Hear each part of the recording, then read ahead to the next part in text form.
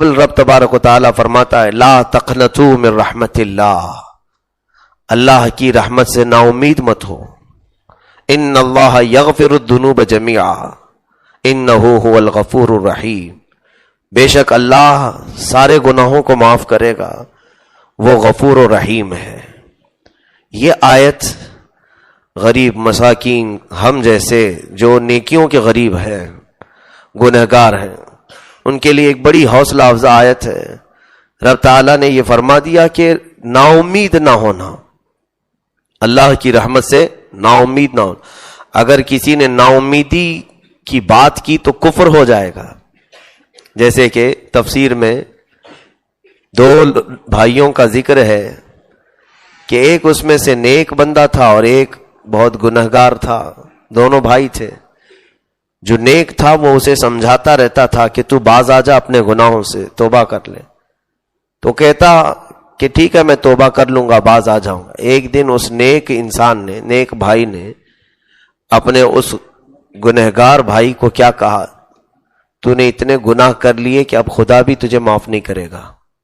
یہ جملے بہت سارے لوگوں کی زبان سے نکلتے ہیں، تجھے اب خدا بھی معاف نہیں کرے گا، تجھے خدا بھی نہیں بخشے گا. تو یہ اس کی زبان سے نکلا اور دونوں کی موت ہوئی. حدیث پاک میں اس کا ذکر ہے. انہیں اٹھایا رب تبارک و تعالیٰ نے، اور ان کا جب حساب ہوا تو ان میں سے نیک بندے کو سب سے پہلے اٹھا کر کے پوچھا گیا تو نیکیاں تو کرتا تھا لیکن میرے ایک گنہگار بندے کو تو نے مجھ سے نا امید کیسے کیا؟ کیا تو نے میری رحمت کو ناپ کر کے دیکھا تھا کہ میں کتنے لوگوں کو معاف کر سکتا ہوں، کس کو نہیں کر سکتا؟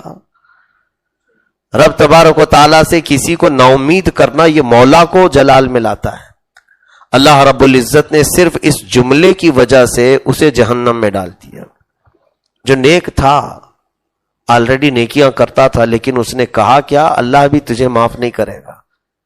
تو اپنے آپ کو پاک سمجھنا اور پھر دوسروں کو یہ کہنا کہ اسے خدا بھی نہیں معاف کرے گا، معاذ اللہ. رب تعالیٰ کے معاملات میں دخل اندازی نہ کرو. وہ غفار ہے، کیسا ہے وہ جانتا ہے. وہ غفور ہے، کیسا ہے وہ جانتا ہے. ہم میں سے کسی کی یہ طاقت نہیں کہ ناپ کر کے دیکھیں اتنوں کو معاف کرے گا، اتنوں کو نہیں معاف کرے گا. یہ کیسی ہے؟ اسی طرح سے پھر اس گنہگار کو اٹھایا، اس سے پوچھا گیا کہ تو کیوں باز نہیں آتا تھا گناہوں سے؟ تو کہا مولا میں روزانہ توبہ کرنے کی سوچتا، میں نفس کی شرارتوں میں ملوث ہو گیا، شیطان کے بہکاوے سے گناہ میں چلا جاتا. پھر مولا ایک بات کا یہ خیال آتا تھا کہ میں بڑا کمزور جسم کا مالک ہوں اور تیرے عذاب تو بہت بڑے بڑے بھیانک ہیں، بڑے بڑے عذابات. مجھے ایسا لگتا تھا مولا کہ میرے کمزور جسم کو تو بڑے بڑے عذابات نہیں دے گا، کہ میں اٹھا ہی نہیں سکوں گا، سہ ہی نہیں سکوں گا. رب تبارک و تعالیٰ اس کی اس جملے سے خوشی فرمایا، یعنی پسند فرمایا، اور حکم ہوا کہ اس کو میری رحمت پر یقین رکھنے کی بنیاد پر جنت میں بھیج دیا جائے. معاف کر دیا گیا. عزیزان گرامی، رب تبارک و تعالیٰ نے قرآن میں جو فرمایا لا تقنطوا من رحمت اللہ، کسی بھی بندے کو کسی بھی عمر میں نا امیدی کرنا ہی نہیں چاہیے، مایوسی نہیں. جیسے بعض لوگوں کا ایک خیال ہے ہم تو بہت گناہ کر چکے، اب آپ صحیح کہتے ہیں مسجد میں آ جاؤ توبہ کر لو، لیکن اتنا کر چکے ہیں مولانا کہ کیا بتائیں، ہم کو نہیں لگتا ہے کہ اب ہم پاک ہو جائیں گے. رسول کریم صلی اللہ تعالی علیہ وسلم کی بارگاہ میں ایک بندہ ایسی بھی آیا تھا، اس نے کہا میرے گناہ بہت بڑے ہیں، بہت زیادہ ہیں. رب تبارک و تعالیٰ کی طرف سے یہ حضور اکرم صلی اللہ علیہ وسلم کو وحی آئی، پوچھیں اس کو کہ اس کے گناہ سمندر کے برابر ہیں، سمندر کی طرح ہیں؟ تو اس نے کہا نہیں، اس سے بھی زیادہ ہیں. حضور پاک صلی اللہ علیہ وسلم نے اس سے پوچھا کیا تیرے گناہ پوری دنیا کے جتنے درخت ہیں وہ اتنے ہیں، ان کے پتوں کے برابر ہیں؟ اس نے کہا نہیں، اس سے زیادہ ہیں. کہا اس سے پوچھا کیا تیرے گناہ زمین و آسمان کے بیچ کی خلا جتنی ہے اتنے ہیں؟ کہا ہو سکتا ہے اس سے بھی زیادہ ہوں. تب رب تبارک و تعالیٰ نے فرمایا اے محبوب اس سے پوچھے کیا اس کے گناہ میری رحمت سے بھی زیادہ ہیں؟ تو وہ بندہ کہنے لگا میں نے رب کی رحمت کو ناپا نہیں، یقیناً اس کی رحمت پوری کائنات کو گھیرے ہوئے ہے، میرے گناہ اس سے زیادہ نہیں ہوں گے، تب اس کے لیے حکم آیا کہ مولا اپنی رحمت میں ہر گنہگار کو چھپا لے گا۔ رحمت خداوندی، اللہ کی رحمت کتنی ہے، وسعت رحمتی کل شیء، اللہ تو فرماتا ہے قرآن پاک میں ہر چیز کو میری رحمت نے گھیر لیا ہے۔ اگر اللہ کی رحمت نہ ہوتی تو کوئی ماں اپنے بچے سے محبت نہ کر رہی ہوتی۔ ماں جو اپنے بیٹے سے پیار کرتی ہے، محبت کرتی ہے، اس کے دل میں جو رحم کا مادہ ڈالا ہے، یہ اللہ کی رحمت ہے، رب تبارک و تعالیٰ کی رحمت کا حصہ ہے۔ ہم آپس میں ایک دوسرے سے بغیر جھگڑے ہوئے جو صحیح سلامت محبت کے ساتھ رہتے ہیں، اس میں اللہ تعالیٰ کی رحمت ہے۔ اور اسی طرح سے ہمارے لیے رحمت کے اگر حصے میں آپ کو گناؤں، اللہ تعالیٰ کی رحمت کا ایک حصہ ہے کہ ہم پر آسمان کو معلق رکھا ہے، گرنے نہیں دیتا۔ کہیں آسمان کا کوئی پلر دیکھا آپ نے، ستون دیکھا ہے؟ بغیر ستون کے اس آسمان کو قائم رکھا ہے، کسی کے سر پر گرنے نہیں دیتا، یہ اس کی رحمت کا حصہ ہے۔ زمین کو اس نے پانی پر بچھا رکھا ہے لیکن کبھی ڈولتی نہیں ہے، ہمارے لیے مضبوط ہے، جہاں چل رہے ہیں قرار ہے اس کے اندر، یہ اللہ کی رحمت کا حصہ ہے۔ فرمایا گیا کہ اگر آسمان سے بارش کو چھوڑ دیا جائے، دروازے کھول کر، پوری دنیا بہہ جائے گی۔ پھر ہوتا کیا ہے؟ فرمایا کہ ایک ایک بوند کو ایک ایک فرشتہ نیچے لا کر رکھ کے جاتا ہے جب بھی بارش ہوتی، تاکہ بندوں پر ہلاکت نہ آ جائے۔ اگر وہاں سے برسا دیا جائے پریشر سے، سب بہہ جائیں گے۔ میرے عزیزو، یہ رحمت کے حصے ہیں اللہ رب العزت کے جو دنیا میں ہم دیکھ رہے ہیں۔ اس کے علاوہ ہمیں وقت پر بھوک کا احساس ہونا، کیا تمہارے کنٹرول میں ہے یہ؟ جب چاہو تمہیں بھوک لگ جائے، یہ قدرت خداوندی کا نظام ہے آپ کے اندر۔ کئی تو ایسے ہیں جن کو بھوک لگتی نہیں، وہ بیماری الگ ہے۔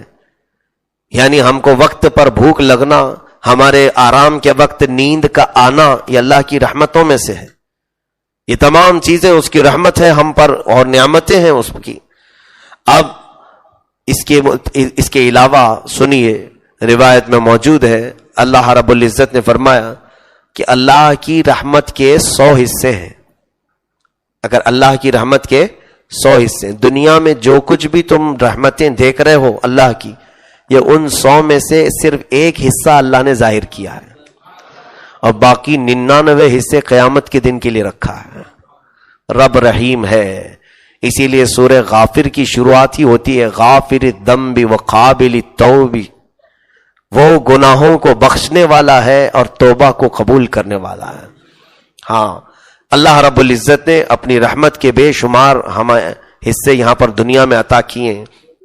اب یہاں سے بعض وہ چیزیں بھی میں عرض کروں کہ اللہ تبارک و تعالیٰ کی رحمت کو بندوں نے محسوس نہیں کیا، جبکہ کائنات میں اللہ تعالیٰ نے گنہگاروں کو معاف کرنے کے اتنی مثالیں ہمیں بیان فرمائی، قرآن پاک میں بھی، احادیث رسول میں بھی، کیسے کیسے بڑے سرکش تھے، گنہگار تھے، عصیاں شیار تھے، کبھی کبھار تو معاف کر کے اتنے اوج پر پہنچایا کہ انہیں اپنی ولایت کا مقام عطا کیا۔ تو لا تقنطوا من رحمت اللہ، اللہ کی رحمت سے نا امید مت ہو۔ جو بات میں کہنے جا رہا تھا وہ یہ تھی، بعض لوگوں کی یہ جو شکایت ہے کہ ہم بہت غلط کاموں میں پڑے رہ گئے، اب پتہ نہیں ہم صحیح ہو پائیں گے یا نہیں۔ ایسا خیال بھی نہ آنے دے، بلکہ یہ خیال شیطانی خیال ہے۔ شیطان تمہارے دماغ میں یہ ڈالتا ہے کہ تم اب بہت گناہ کر چکے ہو، کائے کو توبہ کرو گے، چھوڑو جیسے ہیں ویسے ہی رہنے دو۔ اور کبھی کبھار کیا ہوتا ہے، توبہ کر کے بندہ صحیح ہونے لگتا ہے تو اس کو کچھ زیادہ مشکلات اور پریشانی آنے لگتی۔ جب آوارہ تھا تو کوئی کچھ بولتا نہیں تھا، جب سدھر گیا تو تانے بہت دیتے ہیں، اچھا ہو گیا تو اسے ٹوکا بہت جاتا ہے، تو ایسا ہے ویسا ہے۔ تو ابلیس لعین اس کے دماغ میں خیال لاتا ہے، ارے وہی زندگی اچھی تھی، پہلے کی زندگی، اس میں تو خوش تھا، کوئی کچھ بولتا ہی نہیں تھا۔ یہ کیا ہے کہ اچھا ہونے کی کوشش کر رہا ہوں تو ہر کوئی ٹوک رہا ہے۔ میرے عزیزو، اب تمہاری یہاں پر ایمان اور تمہارے استقامت کا امتحان شروع ہوتا ہے، تمہارے ایمان کا یہاں سے امتحان شروع ہوتا ہے۔ جب تم اپنے آپ کو تبدیل کرتے ہو تو ایسے خیالات اگر آنے لگیں کہ پہلے والی زندگی اچھی تھی، تو فوراً اعوذ باللہ من الشیطان الرجیم پڑھیں کہ یہ شیطان کی طرف سے خیال آ رہا ہے۔ ورنہ رب تبارک و تعالی تمہیں اپنے قریب بلانا چاہ رہا ہے، اس کی رحمتیں تمہارے انتظار میں ہیں۔ اب اندازہ کریں اللہ رب العزت نے ہم پر جو رحم فرمایا، کس حد تک رحم فرمایا جانتے ہیں؟ پچھلی امتوں کے لیے ایسا تھا کہ وہ مرنے سے کئی سال پہلے توبہ کر لیں تو ٹھیک ہے، نہیں تو ان کو عذاب میں گرفتار کر لیا جاتا۔ یہ میرے آقا صلی اللہ تعالی علیہ وسلم نے مہلت مانگی رب تعالیٰ کی بارگاہ، مولا میری امت کو توبہ کے لیے مہلت عطا فرما۔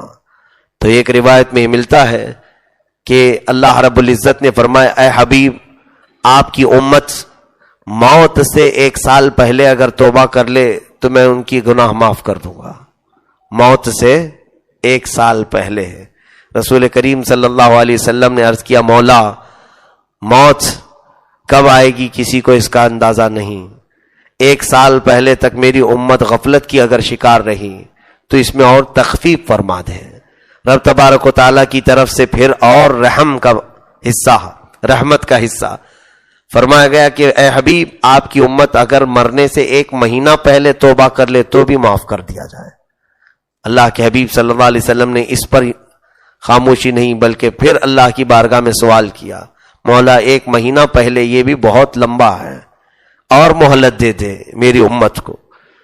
رب تبارک و تعالیٰ کی طرف سے تیسری مہلت یہ ملی کہ موت سے 1 دن پہلے توبہ کر لے، موت سے 1 دن پہلے توبہ کر لے۔ پھر میرے آقا صلی اللہ علیہ وسلم روتے رہے مولا 1 دن پہلے بھی کسی کو خبر نہیں، یہاں تک کہ رب تعالیٰ نے ہم پر اتنی رحمت فرمائی اور آخر میں ارشاد ہوا اے حبیب موت کے فرشتے نظر آنے سے پہلے پہلے توبہ کر لے تو بھی معاف کر دوں گا۔ اس وقت تک ہمیں مہلت دے دی گئی، موت کے فرشتے تمہیں نظر آ رہے ہوں اس سے پہلے پہلے اگر تم نے اپنے پچھلے گناہوں سے توبہ کر لیا تو تمہیں پچھلے تمام گناہوں سے اللہ بری فرما دے گا، آزاد کر دے گا۔ عزیزان گرامی، پہلے خود بھی نا امید نہ ہو اور دوسروں کو بھی نا امید نہ کریں مولا کی رحمت سے۔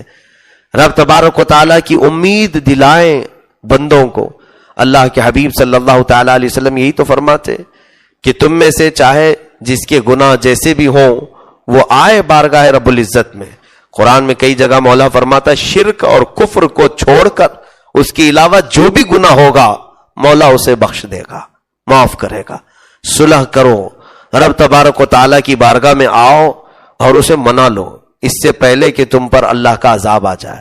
وَأَنِيبُوا إِلَىٰ رَبِّكُمْ وَأَسْلِمُوا لَهُ مِنْ قَبْلِ أَنْ يَأْتِيَكُمُ الْعَذَابُ ثُمَّ لَا تُنصَرُونَ۔ اللہ فرما رہا ہے عذاب آنے سے پہلے، گرفتار ہونے سے پہلے پہلے تم واپس آ جاؤ، پکڑے جانے سے پہلے۔ پھر آگے اگر پکڑے گئے عذاب آ گیا تو آیت کا آخری حصہ یہ ثُمَّ لَا تُنصَرُونَ، تمہاری پھر کوئی مدد نہیں کی جائے گی، کوئی مدد نہیں کی جائے گی۔ سوچو اللہ جب فرما رہا ہے مدد نہیں کی جائے گی تو اس کے بعد ہے کون جو مدد کرے گا؟ کوئی اس کی ذات کے بعد مدد کرے گا؟ تو اس چیز کا خیال رکھیں کہ ہمیں پتہ نہیں ہے کہ ہماری زندگی کی کون سی رات آخری ہے۔ ہر رات ہمیں توبہ سے رات گزارنی چاہیے۔ صبح اٹھو تو توبہ کر کے اٹھو، اور اپنے زندگی کے شب و روز میں ایسی جگہوں پر جانے سے بچو جہاں تمہاری موت آئے تو سیدھا جہنم میں لے جانے کا سبب نہ بن جائے۔ ایسی جگہوں پر اپنا وقت نہ بتاؤ کہ وہاں پر تمہاری موت آئے تو پھر تمہیں عذاب کے ساتھ اٹھایا جائے۔